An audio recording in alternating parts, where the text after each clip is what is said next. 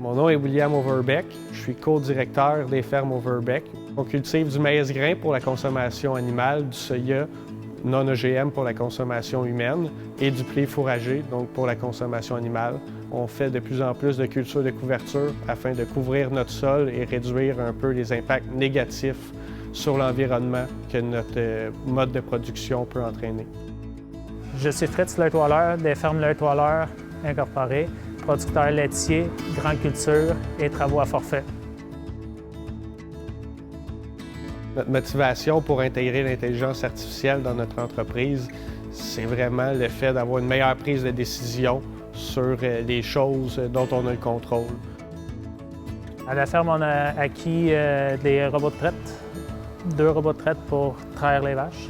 On a acquis un robot d'alimentation pour nourrir les vaches. Toute ma gestion est basée sur la technologie, dans le fond. Aujourd'hui, même notre ventilation, on est capable de la gérer à distance. Je peux être où ce que je veux, puis avoir quelle température qu'il fait dans mon étable.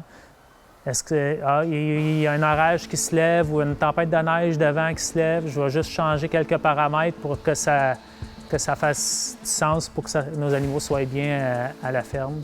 C'est des systèmes qui sont accessibles puis assez simples de travail aussi.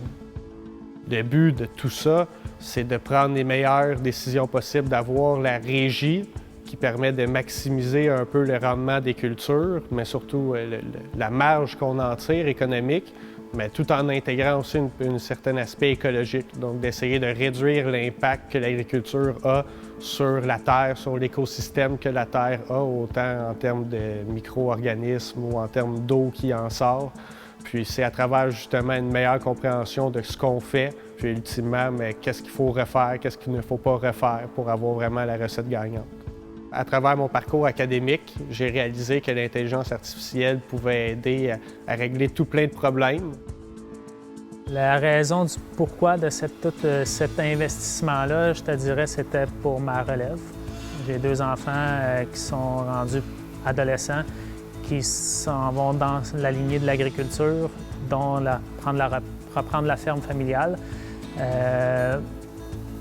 C'était une des raisons. Puis pour leur donner aussi accès à toutes ces technologies-là, vu qu'ils sont jeunes, c'est vraiment important de s'en aller vers là. Puis en même temps, ça règle un paquet de problèmes de main-d'œuvre. Puis ils vont être autonomes eux autres aussi. Ils vont devenir plus des gestionnaires que des travailleurs comme le bon vieux fermier, là.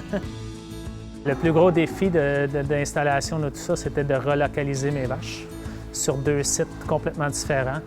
Et après, le plus gros défi était de ramener tout le monde puis de partir notre entreprise ici, là.